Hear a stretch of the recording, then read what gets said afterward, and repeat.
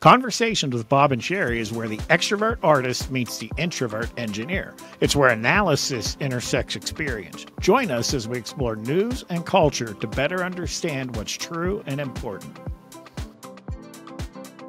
Hi, Sherry. Hey, Bob. How are you? Happy belated Father's Day. Thank you.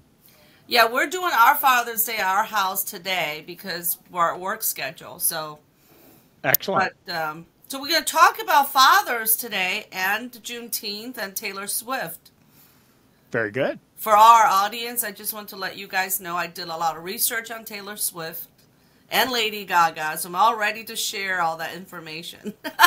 Well, you were on a roll this weekend on social media, so I just wonder where you're at with it all, if you're still feeling the same way you were earlier, a few days ago. Well, I'm still really frustrated that the ticket price is so high. Here's what I found out, which I think is so unfair, is the Ticketmaster decided they want to do legal scalping. I mean, that's basically as much as I can describe it. None of the ticket that being selling on the secondary market is what the ticket price was originally meant to be. And you did some research too.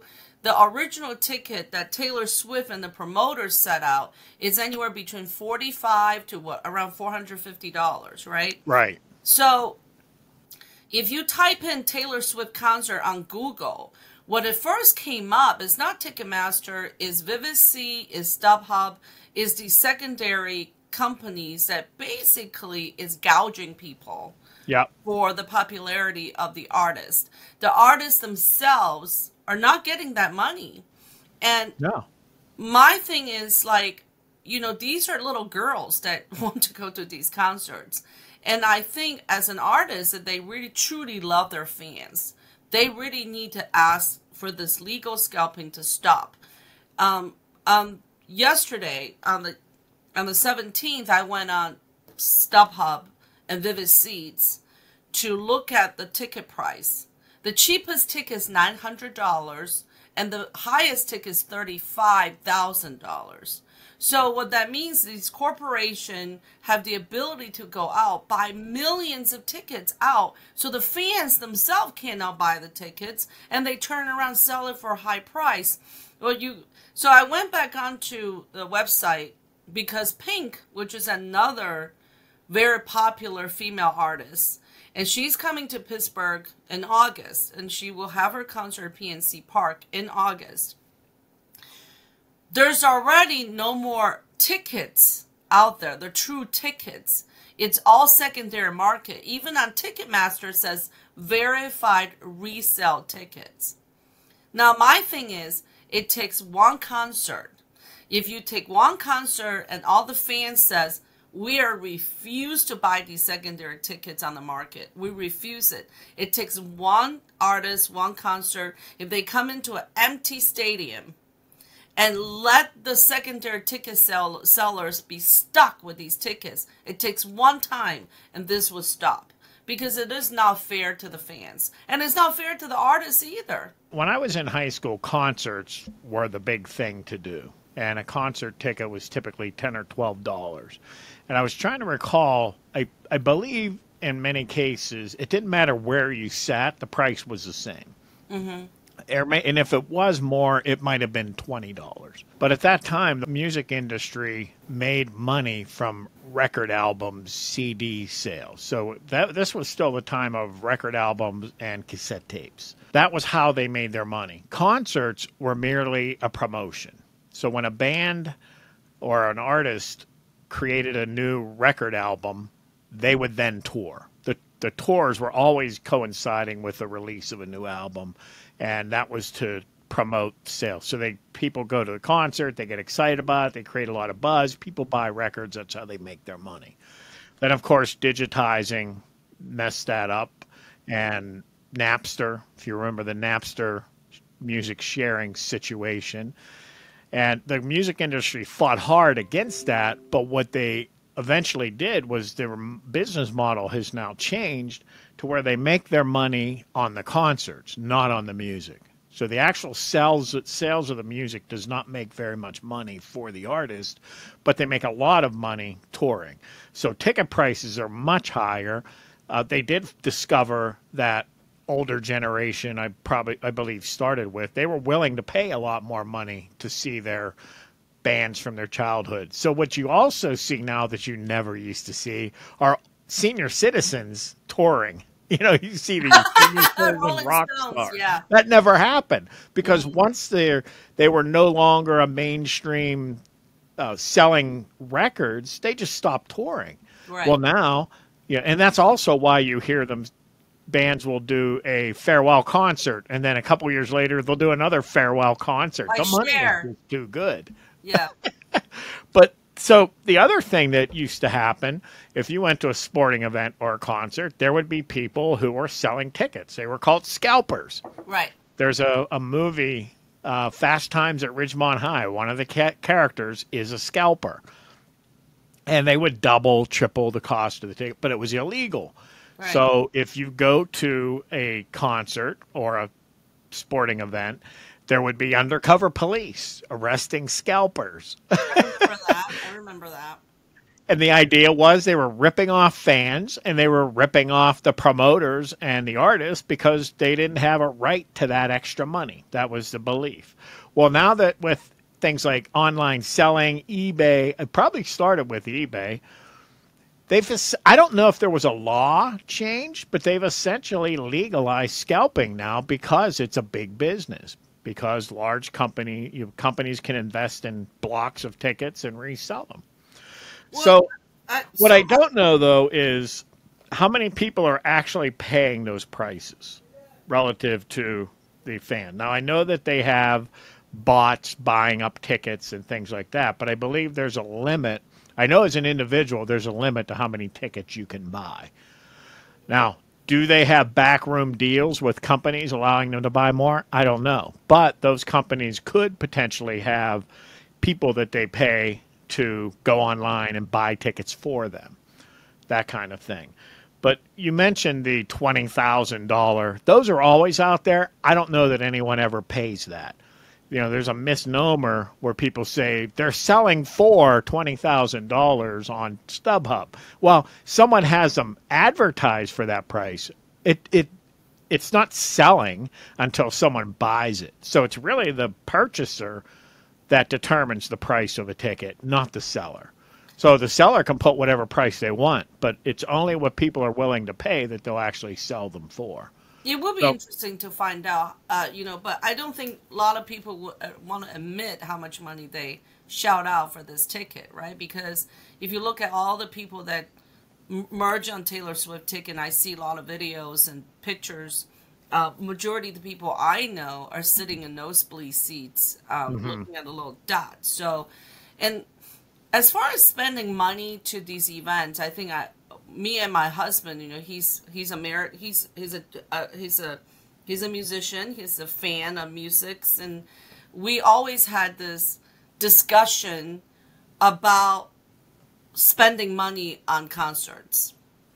I mean, I grew up in a culture, I guess I was just never fans of any particular musician. I listened to songs, I appreciate them.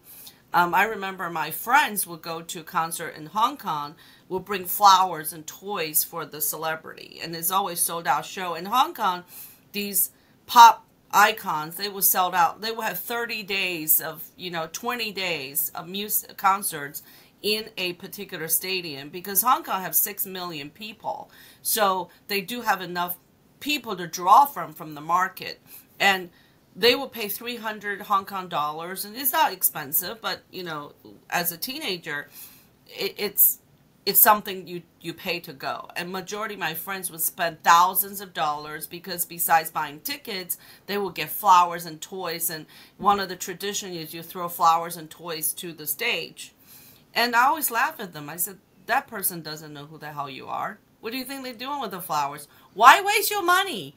So now I had this discussion with my husband. I remember the very first concert he took me to was Alice Cooper. Never been to a concert before.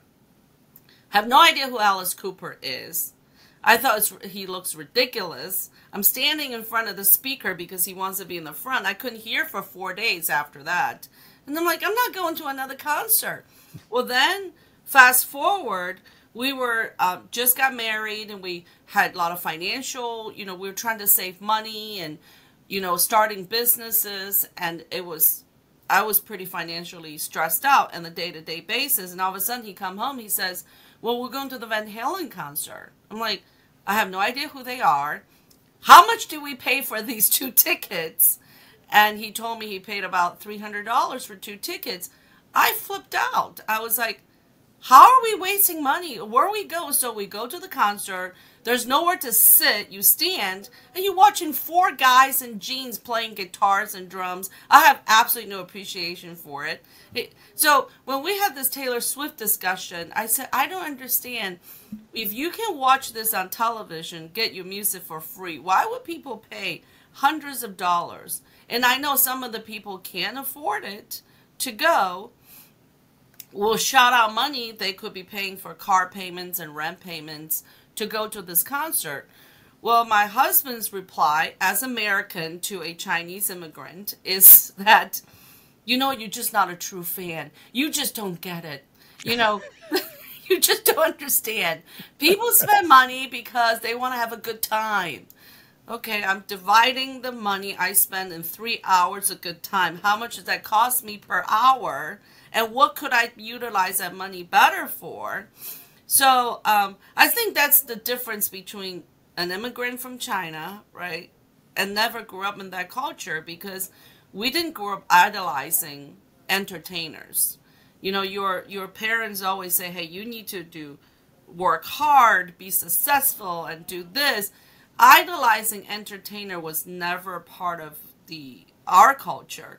But my husband grew up idolizing the Beatles, and he would spend money to go to see Paul McCartney and Ringo Starr and that type of thing. Is the culture he grew up in. So I think there's a big culture differences in my household, right? When my son started playing drums, he said, well, I need this set of drums. I said, well, okay, why? He said, because Ringo Starr play on it. Well, how much is it? $2,000. I said, well, when you are worth $800 million and selling out concert halls and be one of the drummer of the world, go buy yourself a set of drums. As long as you live in my household, we're not buying no $2,000 drum sets. Well, the U.S. is definitely a culture of idol worship, and I think China might be changing, though. I read that the reason the NBA is so popular in China now is because of the Chinese player Lin. When he became an NBA star, that's what made it very popular in China. At least that's what I read. I don't know. It was only one article. Well, traditionally, Chinese men are very short, right? I remember when the very first U.S. team came and visited China, it was televised basketball competition. Well, there's no competition. I mean, all the American players, mostly African American, they're twice as tall as the Chinese players. I mean, they tip their toe, they can throw the ball in the basket. Where the Chinese players, they were short to begin with. I mean, average back then, when I was growing up, an average Chinese men, it's 5'8", 5'10", and there's very seldom you see people taller than 6 foot. So, so I think there's a height admiration for sure, right? You want to be tall, want to see people that are tall. And as a matter of fact, after World War II, Japan, the Japanese government specifically sent women to foreign land to be made with Western men, just so they can have better genetically, they can have a better genes, because traditionally Japanese men and Japanese women are all shorter. So there is definitely this height admiration for sure. Yes, I think the Chinese culture is changing. I mean, even when I went from China to Hong Kong definitely have these idolized stars and celebrities, and people will pay money to go see. I mean, you just don't see that when I was growing up in China, because people are too busy surviving just day-to-day lives. So you don't have the luxury to idolizing anybody. You know, I mean, even here, people can spend thousands of dollars in Taylor Swift concert, knowing that they still go home, they will still have food to eat. But imagine you grew up in the country like I did, that you have no idea from day to day where your next meal is going to be. You don't even have a running toilet. Well, there's no time or effort or luxury time to admire any musicians. You're just trying to live. So I think there's a big culture difference here. I think even if I come to a point that I become successful, able to afford things, I just can't frivolously spending. You know, to me, that's just frivolously spending. Do I go to concert being that married to American guy? Yeah, I mean, against my own will, I can't fight two people, you know.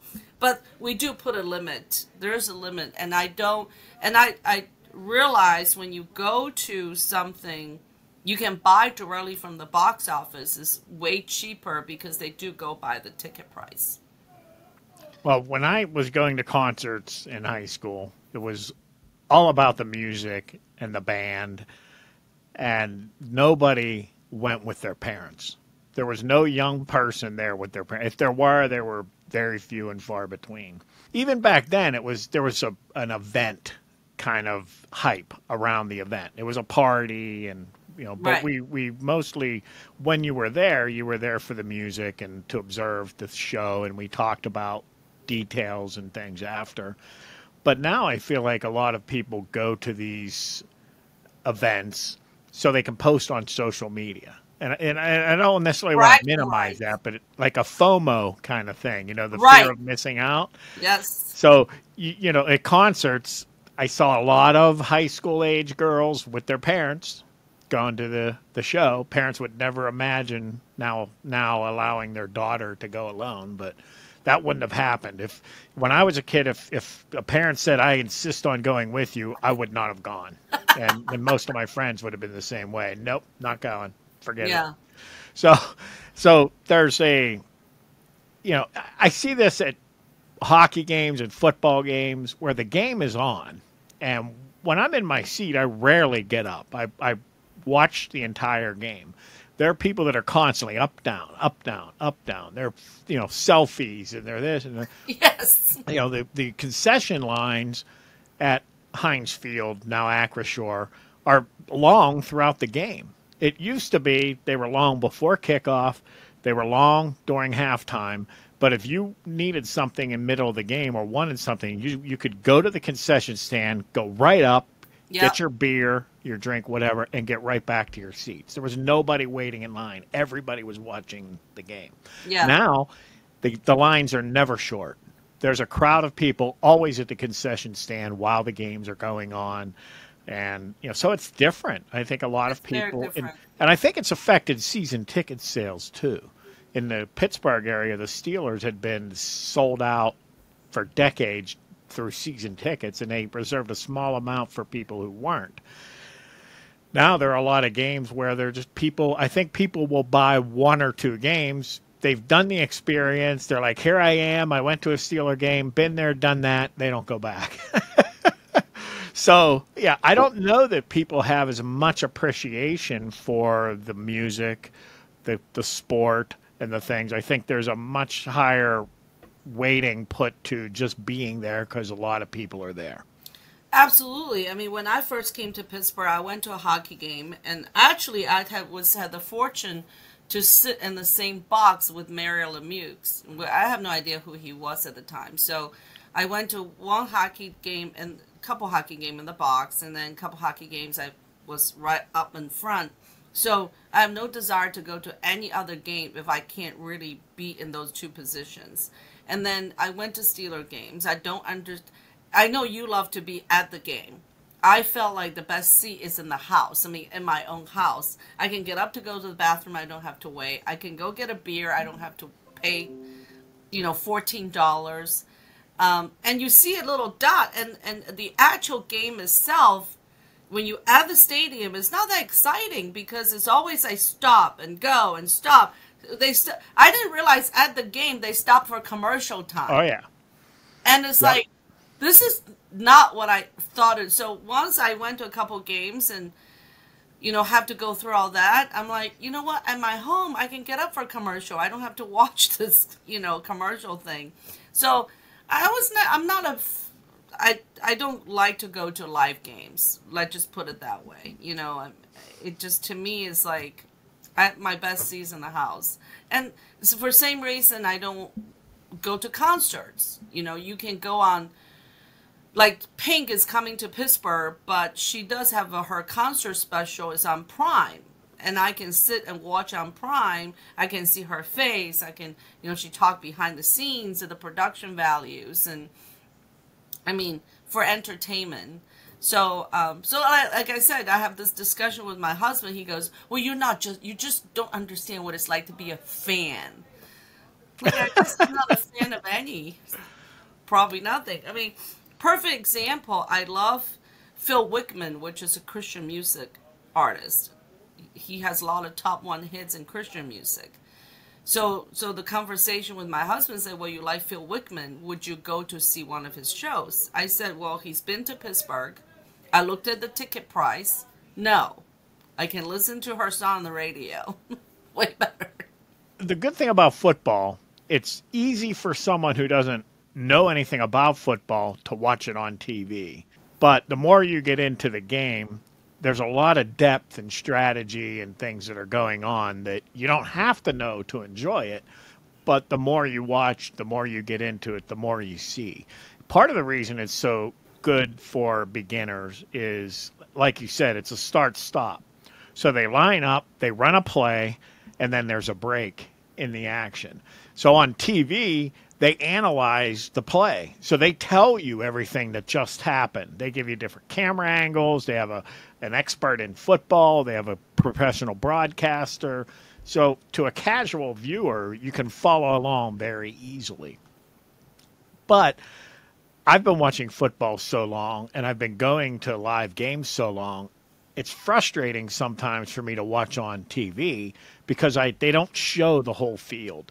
They show you maybe the quarterback, and then he throws the ball, and then they zoom in on the wide receiver as he's catching the ball. You had no idea what play was run, how the play developed, if the guy got open.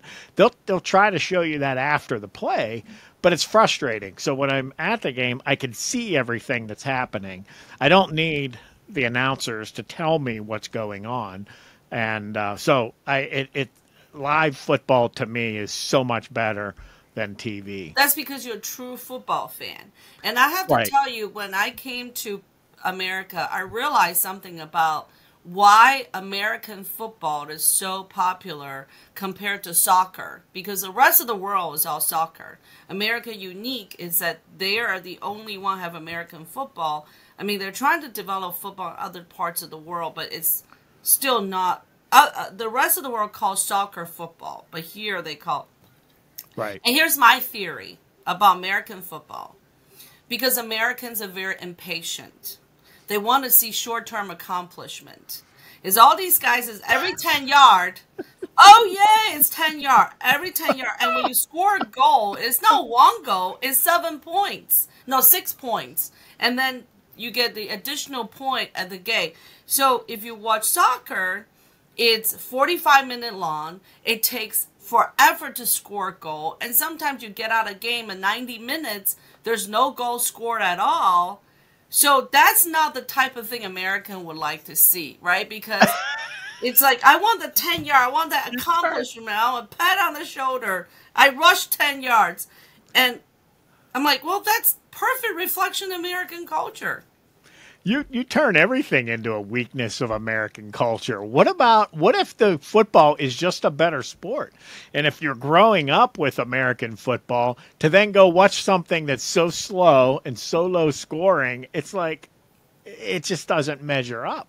Well, because your expectation is higher. It's hard work. It's hard work, right? And then you don't think football's hard work? Well, it's a lot of protection around, all padded, I'm like, when I first came to America, everybody watching football, I was like, wait a second. I can't see the player's face. They all pet it. There's no entertainment value for me at all because when I watch soccer, I like to see the good-looking soccer How players. much tackling is there in soccer? There's not Blocking and much tackling. tackling. No, there's all by foot. There's a lot of skill set. There's not Well, that's why you physical have all the tackling. padding. Are you telling me there's no skill in American No, football? I'm sure there's skill, but there's a lot of brawn, like this men rushing men thing going on, There right? are, I mean, I will put star athletes in the NFL up against any athletes Soccer around the players. world. What I about mean, these are hockey? like freaks, genetic freak. These guys are huge and fast and athletic. You know, if you go back in time, yeah, you were either a big, strong guy or you were a small, athletic, fast guy. Right. In football, you get them both. I mean, it's That's right. you just That's don't understand why the in sport. The America, way what people in England would say about Americans that don't like soccer, you don't understand the sport. And I'm just going to say the same thing right back to you. You just don't understand it. see? Well, here's the thing. This is why in America, majority of the sports, basketball, track and field, American football, and are predominantly dominated by the African American, right? And with the exception of hockey, because they are genetically more superior physically, and you know, against all. I mean, this is why the Asian Chinese people are not into sports because we are genetically, physically not as superior. Well, I mean, I'm just going to say it depends on what you consider superior, inferior genetically. So someone smaller is not necessarily inferior. I mean, yeah, if you're playing basketball, yeah, Yeah, you can't really no, compete in no, you basketball cannot if you're compete. short. Trust me, you can't compete. But, if you look at fighter pilots and things like that, I mean, most of them are pretty small. So, I Did you it's ever different. I hear? wouldn't Did you call ever one hear inferior. any Chinese men's sport anywhere except with the exception of diving, right? Was it Chinese men are great at diving on the diving board. Well, at least Other you're than making that, fun of Chinese men now instead of the there U.S. was a huge article at one point in China, huge government article, and say what happened to Chinese men's sports because the women was winning volleyball, lacrosse internationally. The women's soccer team was doing good in China.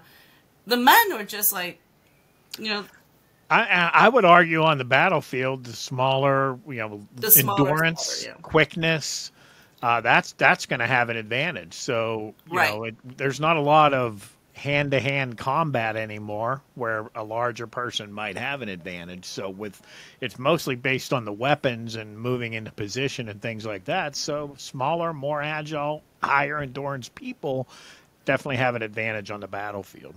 Well, when I was talking to a friend of ours, he did 2 tours in Iraq, and he did tell us if you'd be surprised, even during training, little guys are the one have the most endurance. They have to carry Oh, like sure. 300 pounds on their back and hiking like 10 miles or 12 miles, and the big guys they really don't make it. The Oh, little ones absolutely. are the ones that have more energy. So. Unless they're in the NFL, then they're freaks. I mean, Well, really, you hey, have listen. 300-pound guys that can.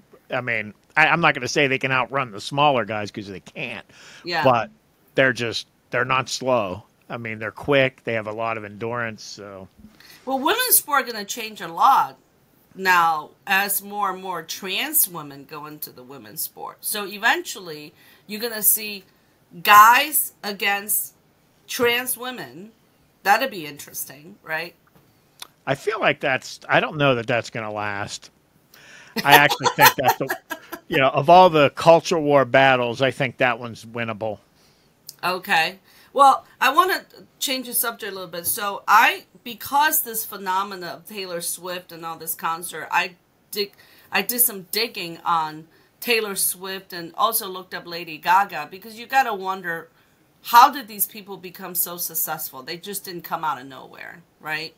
So, and that's what I always interested in. What made them who they are? Why they're so popular? So Turn out Taylor Swift started playing piano at the age of 3 years old and started writing songs at 11. And one of the reasons she was writing so many songs is because she was, she wrote a lot of her own experience from high school and her little heart gets broken by boys. And also, I guess, because she was a little bit different, so she's not in all the girl groups. So she's often being rejected and being left alone. And so she just basically turned her alone time into something productive, which is songwriting. And turned out her parents took her down to Nashville, and she went, so apparently now I understand why Nashville has live music in every bar starting at 11 o'clock in the morning. Well, turn out in Nashville there's a music street. Every music company is in Nashville that's on this one street. And they say in Nashville, like if you go to LA, you hand your record demo to someone, they may not listen to it. But in Nashville, they will give a listen and they will reject you. But at least they will listen. So Taylor Swift handed her demo in at 11 years old to record company. Her parents would take her down to Nashville. She would go door to door to door to door and drop out these her demos. Tell everybody she's a songwriter at 11 years old, right? So then at the age of 13, she went back. She'd keep dropping out her demos. At age of 14, finally, Sony hired her as one of the songwriting teams. So she was co-writing with other songwriters. And then, but would not let her, would not record her, refused to let her record her music. So then she decided she's going to leave Sony and went to another label company that allowed her to record her own music and produce her first album. So there's a road to success. And the reason why she was successful too is at the time, this is when I'm listening to a music, analysis, the writers reporting. At the time, there's no teenage girls writing songs for teenagers. So with Britney Spears, Christina Aguilera, they were young girls but singing things that's more adultish. Well, Taylor Swift with writing songs, country songs no less, that reflects teenagers. She's not afraid to be her age. And the demographic for country music was always targeting 30, 40-year-old women, but nothing really brings teenager into the country music. And she was the first one. But she was bold enough to create her own path. And then Lady Gaga, listen to this whole, watching her documentary, she's kind of the same way. She decides she dropped out of music school. She wanted to be an actress, but she went for acting school, got rejected for 10 years, and she decides that acting's not for me. I'm going to focusing on songwriting. Lady Gaga started playing piano at a very young age as well, and started writing songs on her own. At 19 years old, she said, I went to bar to bar to bar to bar in New York City, just play to anybody. Now, with both ladies, I found there's a similarity. I'm not saying every successful artist is that way. The similarity is they both have a very strong family support unit. They have a strong mother, they have a strong father, they support them to let them do what they wanted to do. And which that brings out, and a very important subject coming out Father's Day.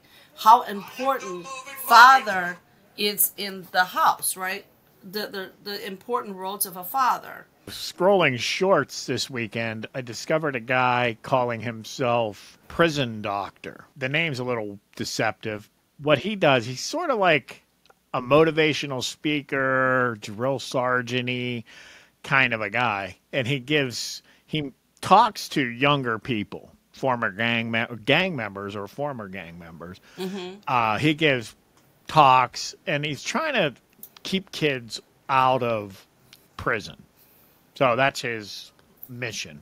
Okay. He doesn't have a lot of content yet, but I did find at least, I think I found two where he went into a home where the parents asked him to come in because they had a troubled son, a young son who's just out of hand, hitting kids, hitting the mom, disobedient, and in both cases, there wasn't a father in the house. Okay. In one case, I saw a man when he came into the door, but this guy stayed out of camera. You could actually see him, kind of part of his body in a lot of the shots. It turns out the woman's divorce separated because she said, when he's with his father, she said. Mm-hmm. So, in both cases, you see these unruly kids with no father in the home, and in a matter of minutes, this prison doctor comes in just with a manly presence, stern, and kids were crying immediately, just in tears. And I've seen this with some of the talk shows, Maury Povich, some of these other shows, where they talk about the out-of-control teens, and in most cases, I wouldn't say all, but in the vast majority of them, there's no father in the home.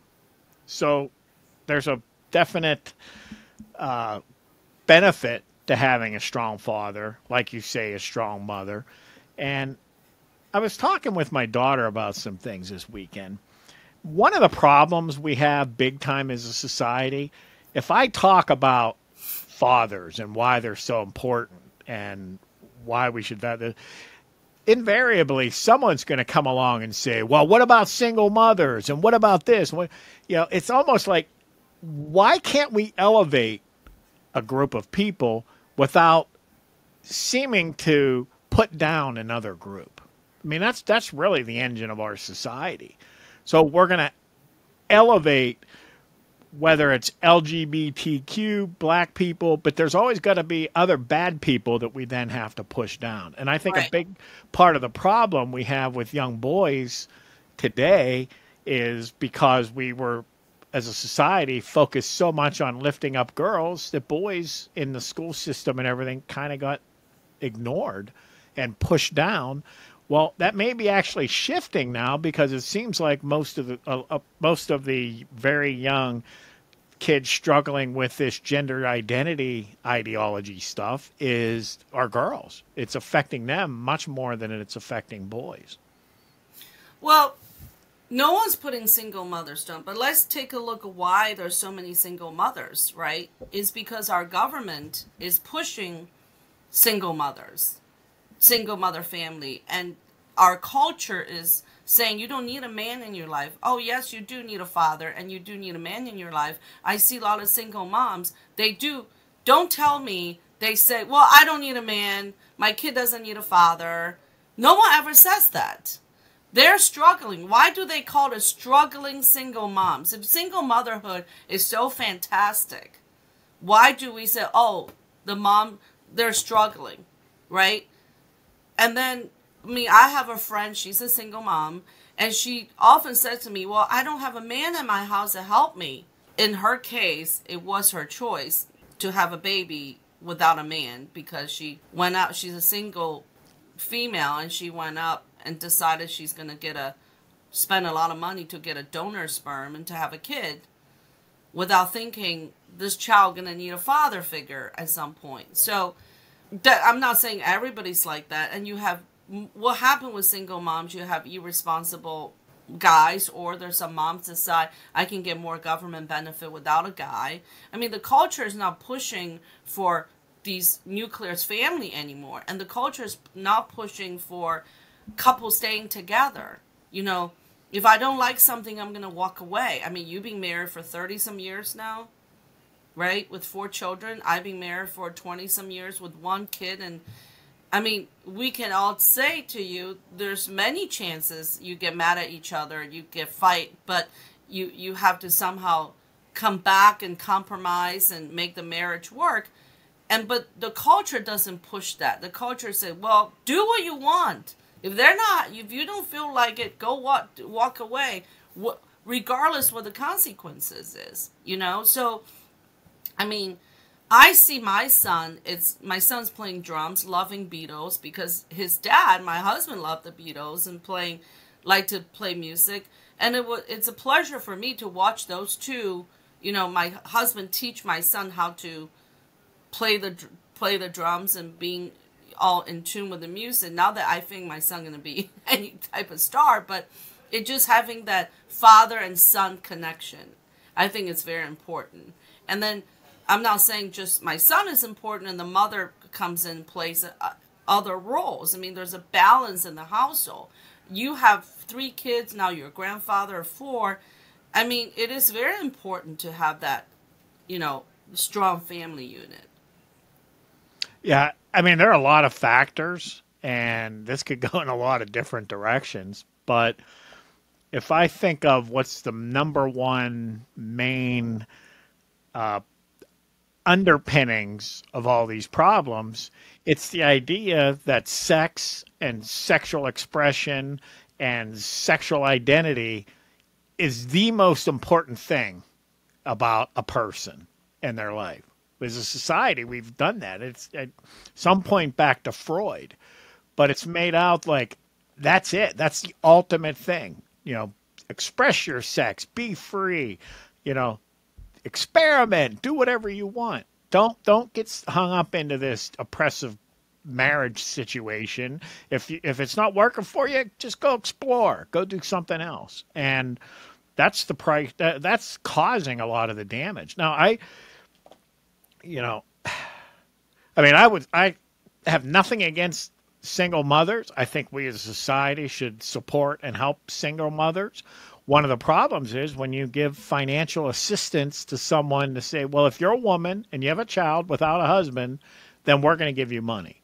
You've now financially incentivized men or, well, women to have more children without men, and you've given the wide door open for men to go make babies and just leave when they feel like it. It's a financial incentive to that sort of family structure. Right. So it's not encouraging family structure. Like No. in Europe, they say, well, if you have a second, third child, they will give the father a year off to help the mother with the kids, right?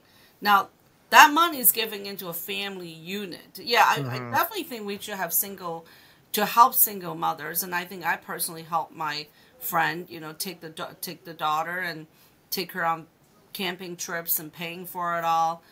But at the end of the day, this kid would say, well, I remember clearly when we went to, when we had a play day, went to the museum together, when I said to my son, I said, okay, we're going to go home. Your father's waiting.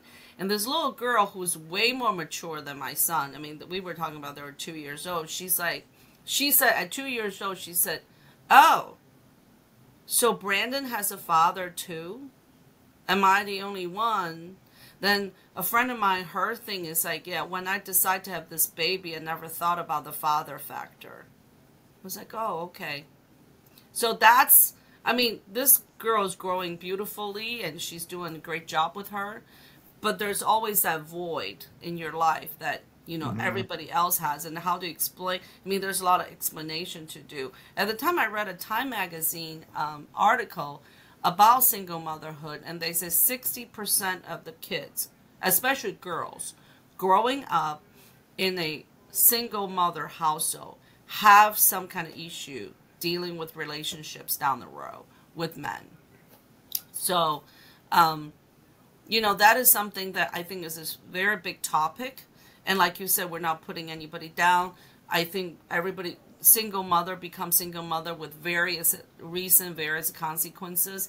There are a lot of struggling single moms out there. So, but that is something I think is created by our culture. Well, and I believe whatever situation people are in, that we should be kind and loving and accepting and helpful of everyone. Absolutely. But I would recommend a way of looking at this for everyone. If you're a mom and you get divorced under any circumstances whatsoever, then you should plan to be a single mom until your child reaches 18. That should be your purpose, because it's now, again, I'm not saying this is grounds for judging anyone, but look at the statistics, listen to some people that know, and that's a very difficult thing for a child. So he had a mother and a father, and now they've split. That's very, very harmful for a child, no matter how you do it. But then the mother brings another man into the picture. Yep. And it's, I don't know how that affects girls, but I can tell you how it affects boys very, very badly. So you used to have a mother and a father. Once they split, it's just you and your mom. Now, you may have visitation or whatever, but in the daily life, you've got that relationship with your mom. You've got a relationship with your father. Your mother brings another man in and starts dating him and showing him time and affections. That is going to take away from that child. No matter what you do, no matter how you try, that's going to take away from that child. He's going to see part of your love and your care and affection shifting over to some dude. And literally, that's what it is to him, some dude. And look at all the rebellion and things that happen. The other thing is I tell my sons, don't get involved with a woman who already has kids because you'll never be number one. Yes. You need to get married first. Yep. Establish that commitment, establish that relationship, and then bring mutual children into it. And that's a very tight family bond when you do that. But if you meet a woman who has a kid, a lot of women, and they should be, are looking for a man now. I need help. This is very difficult. Right. Financially or whatever way, I need a man. So they'll bring a man into the situation.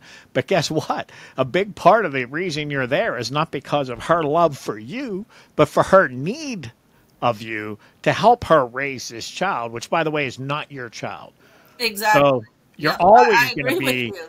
You're always going to be... This is not a popular thing to say, but I absolutely agree with you. When I was 14 years old, I made myself a promise. My promise to myself is I want to be with somebody at least 10 years older than me. If they have previous marriage, if they have a child, I don't want to be with that person.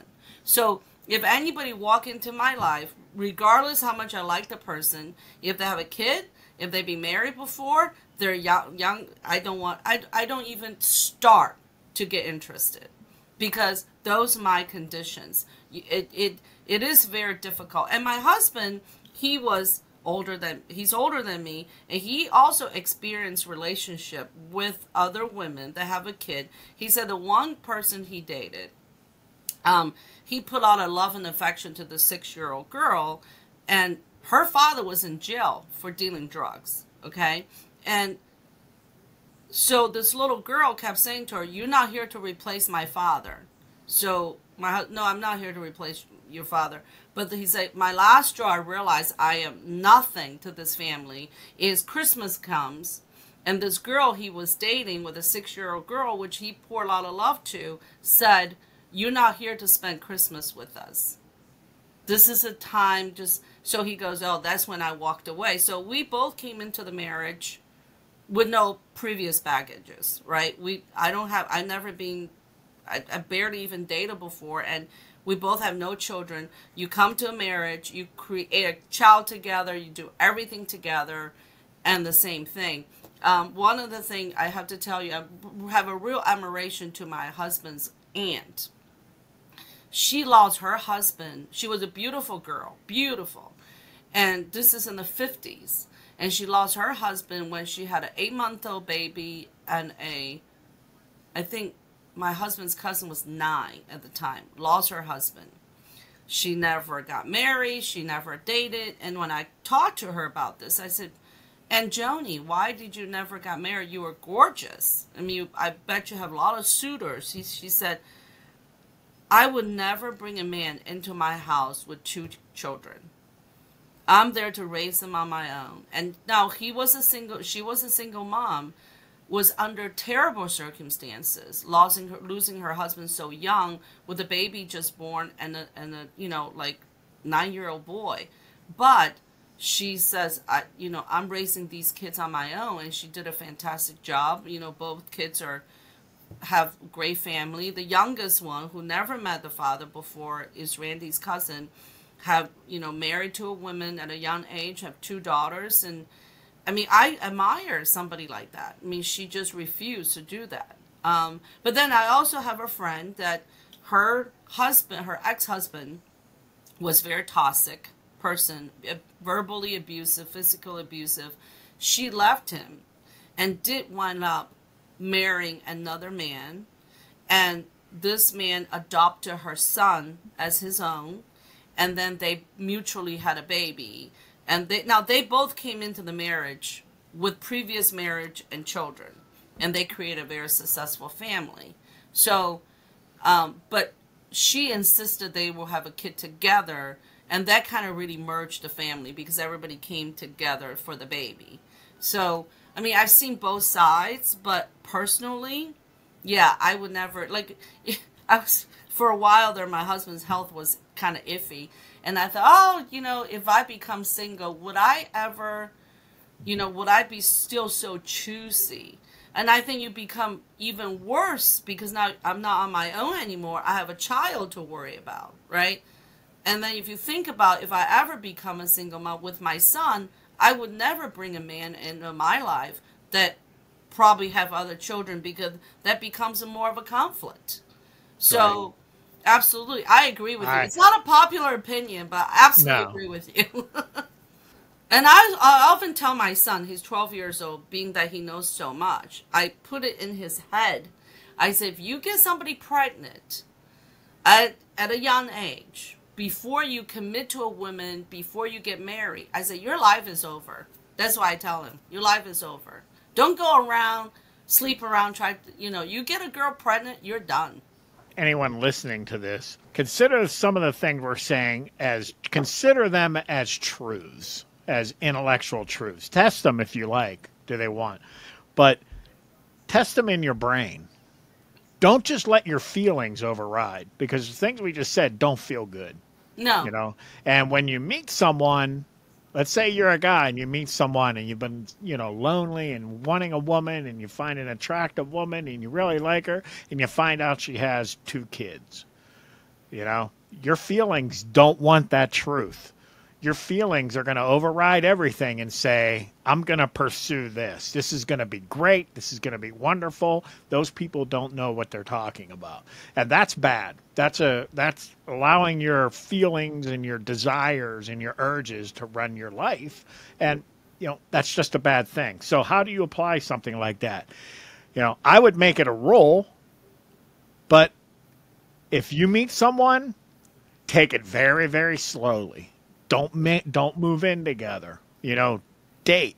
Maintain your separate lives. Don't become too interdependent very quick. Wait a very long time. Make sure this is really, really, make sure you're in a situation that is absolutely an exception to a very good rule. That's what I would say. And there's a lot of things in life like that. Everybody wants to say, oh, everything's going to be fine. I can do whatever I want, and I don't have to worry about it. No, you have to learn to live life in attention and say, this is bad. I have a rule. This goes against my rule. You can either walk away from it, and you'll be pretty good if you walk away from it. But if you want to stay and try it, keep the rule, let that rule guide you and pay attention to what's going on. Don't ignore little things and spend years getting to know this person and this situation before you commit yourself. That's what I would say. Well, I think I know a lot of people married and, with people with previous kids, and I think they would probably disagree, but which is fine. That things will worked out for them. I think that's great. But yeah, I didn't make myself that rule. I didn't make myself the rule saying I need to marry a contractor who had a lot of money and blah, blah, blah. My rule is no marriage, no children. And other than that, I'm not even getting into it. The minute I found out somebody with a kid, I'd be like, yeah, okay, no. Right? Here's a test. It's like, okay, great. It worked out for you. You're doing great. I'm really glad. Would you recommend your children follow the same path you did? No. Just ask that question. Right. I would. Is that what you would be recommending young people do? And suddenly, the story changes. So, right. Yeah, people become defensive. And, if you're in that kind of situation, great. Even regular marriage isn't easy. But I can tell you, the path that I took was not easy, but I would absolutely recommend it to my children. Yeah, I mean, I tell my son same thing. Don't get anybody pregnant. Find the right person. Work on your career. I mean, like my husband, he didn't get married till he was 42 years old. You just don't jump in. You see somebody that's wrong, you go like, okay. I still think that he dated way too much, but Don't jump in. I don't no. I don't understand about today's world. Like when I was growing up, you wait for the guy to pursue you, and you do, like you say, maintain a distance, maintain. You don't just jump in bed with the person right away. But what happened today is like that seems like second date or third date. It's like that could be in 3 months. You just Sex is a don't. requirement. It's an expectation. Sure. I know what happened. I mean, I don't get that. It's absolutely. And from what I hear, some of the things that are going in the wrong direction to me, from what I hear about dating apps, which I've never used, about 10% of the men are sleeping with about 90% of the women. So, how you have this in our society. We've got Lizzo and we've got all this. These are real women, and the body positivity. That's not happening on the man's side.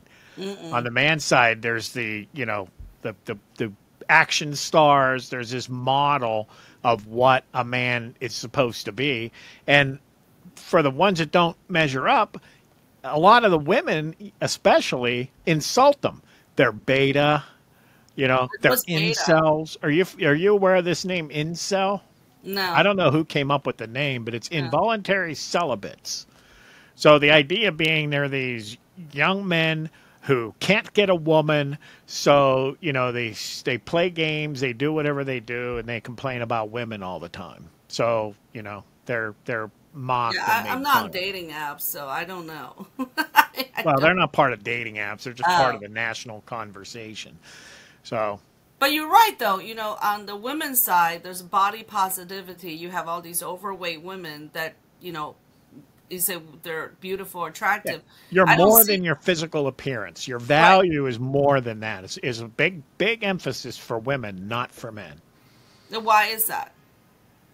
Well, I mean, historically, if you go back decades, women were treated like objects, and they still are, really, in a lot of circles. Women treat themselves like objects, but a woman's worth was highly attributed to her physical appearance. But men could do what they want. They were in all the jobs. They held the, so we've done a lot of work to correct that problem with women, and I think men just are naturally now as getting left behind. There's no. Do you have you? When was the last time you saw an ad that showed a guy with a gut and said, "This is a real man"? They're always made fun of. It's always, this is an undesirable joke of a man, and we want muscular, handsome. These are real men here. So I have a theory, and my theory actually derives from what Jordan Peterson said, right? So if you think about it, traditionally, men are providers. They're protectors, they're providers, and women need to feel secure around men. Well, women are nurturers, right? We're supposed to be home, take care of the husband, take care of the children, and be fertile, right? Because for a while there, if you go to Africa, they look at the female, they look at healthy. If you're a bigger male, bigger female, you look at as healthy and able to carry children, all that stuff. So women are naturally way more selective to men. They look at the men's image. If you're this big guy with the guts and with floppy, with no muscles, women gonna say, well, how is this guy going to protect me and provide for me and all that stuff? But men look at women differently. They look at women and say, well, I need this female. I'm not saying today's mentality, I think, is ingrained in our primal DNA that men looking at female to procreate and female looking at guys to feel that security and Well, be that same inspired. well, but that same old primal thing exists in men too. So an overweight woman is not an ideal mating partner. There, That's not true. it's the healthy. Pardon? In history, if you look at the Renaissance days in the drawings, there's a lot of women that are overweight. They were Well, they're actually chubby. looking for women They're that are big. they're chubby. They're not fat. I mean, come on, they're not Lizzo fat. I'm sorry, it's the same thing. Right. It's the primal, built makeup is the same way. You're attracted to someone who's physically stronger, more capable. Physically stronger. That's a theory. That's the theory based on evolution and things like that. I mean, I believe there's something to that, but I wasn't talking about that anyway. What I was talking about was how society and culture are telling us that this is okay to be this kind of a body type in a woman. Body positivity is strictly a female thing. When was the last time, take any of the women who need this body positivity movement and take a comparable man and he'll be laughed at, mocked. Think about it. Right. No, I agree And I with don't you. care about those guys. What I'm saying is, what effect does this have to young men growing up? Boys entering, manhood, and, this is what they see. Am I going to measure up? Right. No, I get it. That's like the movie The Whale, right? You don't look at that Brendan Fraser gained some weight. I'm sure he got dropped out of the Hollywood because he's overweight, and now he have to lose weight in order to get parts. I get it. I understand what you're saying. So as a man, you feel discriminated against with the body positivity. I don't feel discriminated against. I don't care. Equality. As far as me personally, Yeah. I don't care. I'm just making a social observation about, Yeah. I mean, I personally think our young people are in crisis. I think the trans absolutely. phenomenon is affecting girls more, and we need to pay attention to that. But, I think young boys, men are in crisis as well. I think more and more there are a larger population of young men who now are looking for a woman to take care of them than the other way around. Well, because and there's no strong conviction in anybody. There's no principle, right? I think it starts with confidence. I mean, we could sit here Right. and mock them and laugh at them, but, every child, take a look at your son, every child, we don't look at children and go, well, there's a loser right there. There's a bad person right there. No. But things happen to them as they're growing up and they're older. And, we as parents, we have a great influence on our children at the younger years. Once they hit teenage years, it's the world that's forming them. So the things that they think and value and believe, no matter how well you try to isolate your children, our culture and the world is going to form them in a lot of ways. And they may make a lot of mistakes before they come back to what the parents had taught them and say, wow, my parents were right all along.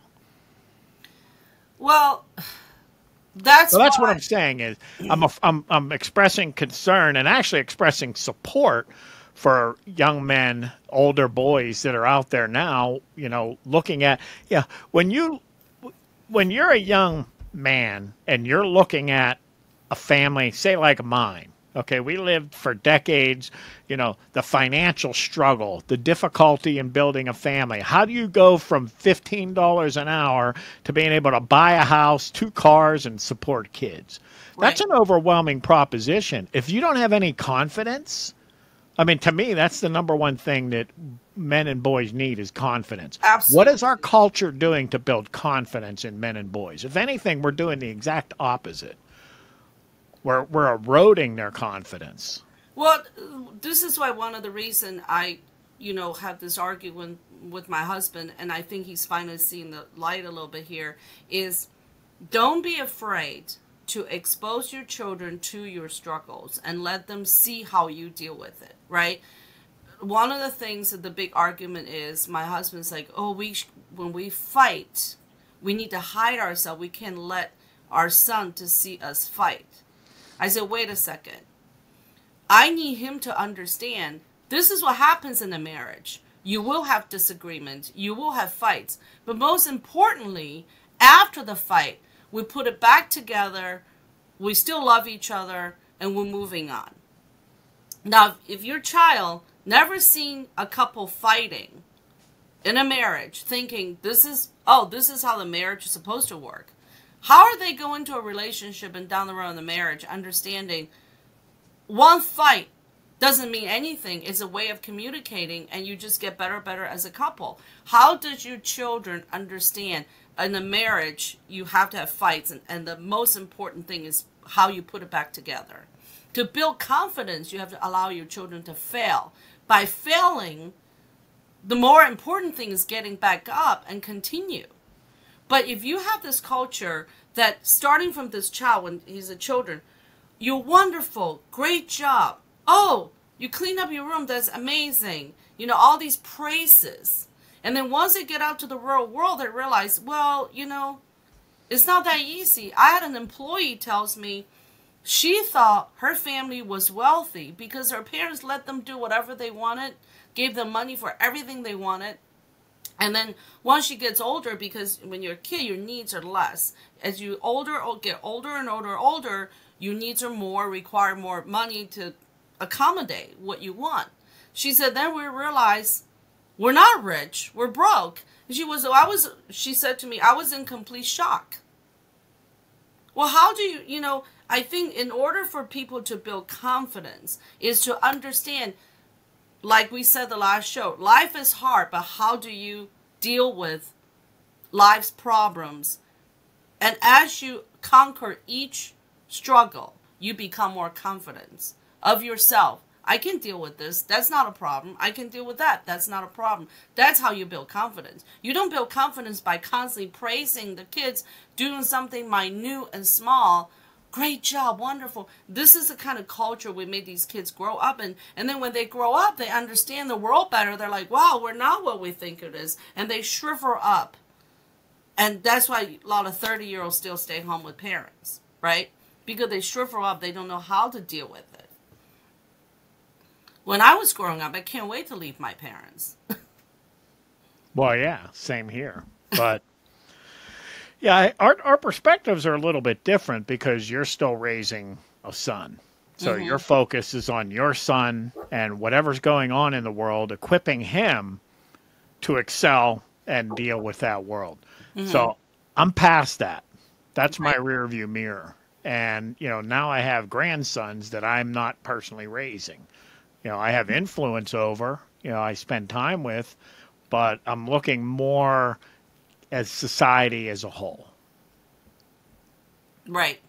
So absolutely. Yeah, it's more of a social commentary than a parenting thing. You know what I mean? And there's no right or, I used to tell people I was a perfect parent before I had a kid. Yeah, everybody is. Yeah, I was perfect.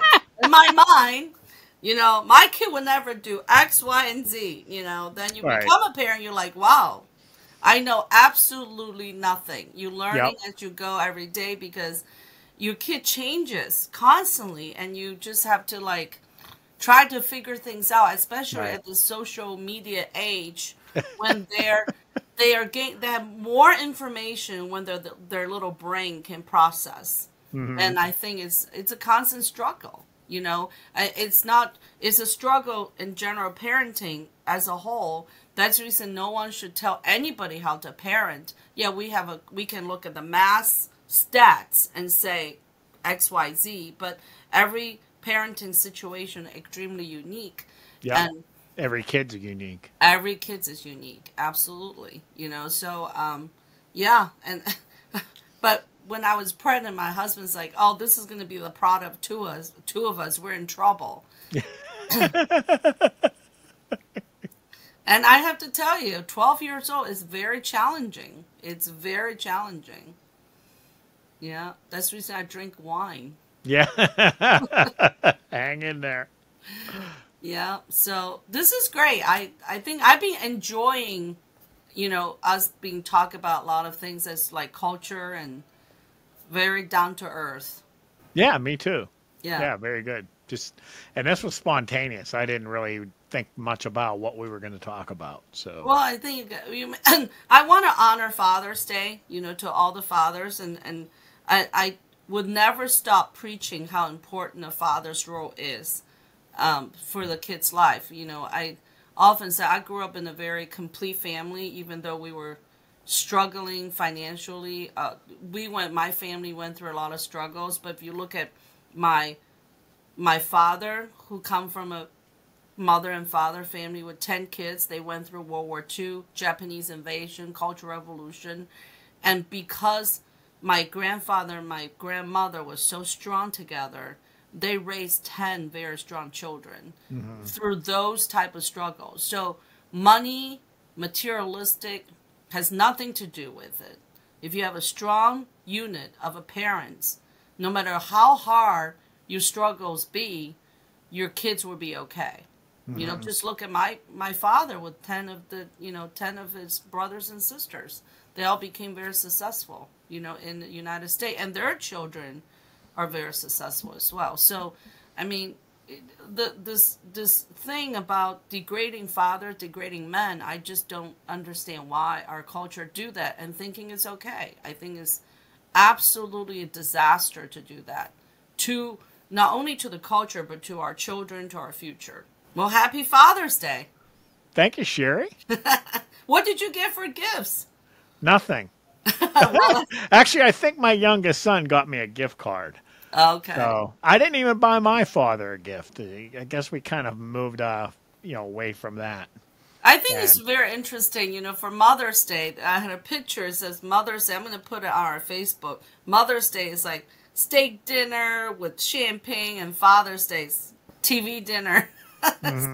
Seems like nobody cares about Father's Day, but the moms gets all the praises. Well, and I think I know why. Mothers want that love and attention, and, you know, so Mother's Day is a day to, like, really honor and lift them up. What fathers and husbands primarily are looking for is appreciation.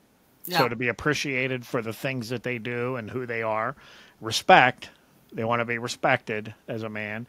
And for their wife, they want to be desired. If they have that, what are you going to do on Father's Day? You know, so every day is really Father's Day. It's not like you can not respect your husband, you know, not desire your husband, not appreciate your husband all year long, and then suddenly do it on Father's Day. It's not going to work. That's true. So it's all year through. But I guess you could argue the same thing for Mother's Day. You can't ignore your wife and your mother and not give them any attention or any love throughout the year and then suddenly turn it on Mother's Day. Right. But it does seem something you can kind of add an extra dose of on a particular day. And, you know, Father's Day is just not as conducive to that, I don't think. Well, I always laugh about this free zoo pass for Mother's Day. I mean, the zoo does free pass for Mother's Day and Father's Day. I'm like, how is that a gift when you have to fight traffic and go into the crowded zoo with a bunch of kids? That to me is not a gift at all. If anything, they should shut all these places down on Mother's Day and Father's Day because it's not fun. I've been to one time. I'm like, I'll never do this again. Yeah. If it's crowded and if it's hot, you're going to see a lot of fathers, mothers arguing and frustrated. Absolutely. I think all these kids' places should shut down on Mother's and Father's Day. Just leave them alone. Well, I have 4 grandsons.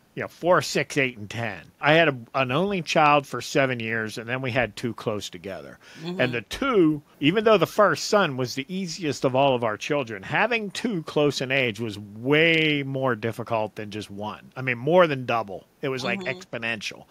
So and I've experienced the 4 with my daughter for short bursts of time. Very, very difficult. Oh, so I can't imagine. You plan these things like we're going to have all this fun. We're going to have the kids. We're going to go do like we went to a movie, and then a lot of the time you end up frustrated and scolding and correcting, and so yeah, I was there in the movie doing this with the youngest. I just had this kind of moment where I go, I thought this was supposed to be fun. I thought this was supposed to be a good memory. And, here you are, just constant correction and scolding. And I think we have more fun with our son now, going on trips when he's like 10 and 11. Because now you can have an actual conversation in the car. Sure. The road trip become much more pleasant. But yeah, it's not that much fun prior to that. Yeah. So you see that a lot. Families go out, we're going to have a great fun day, and then people get frustrated. Absolutely. All part of family life. All part of family life. Yep. All And right. This was great. yep. I'll All talk right. to you Thanks, later. Sherry. Have a good one. Bye.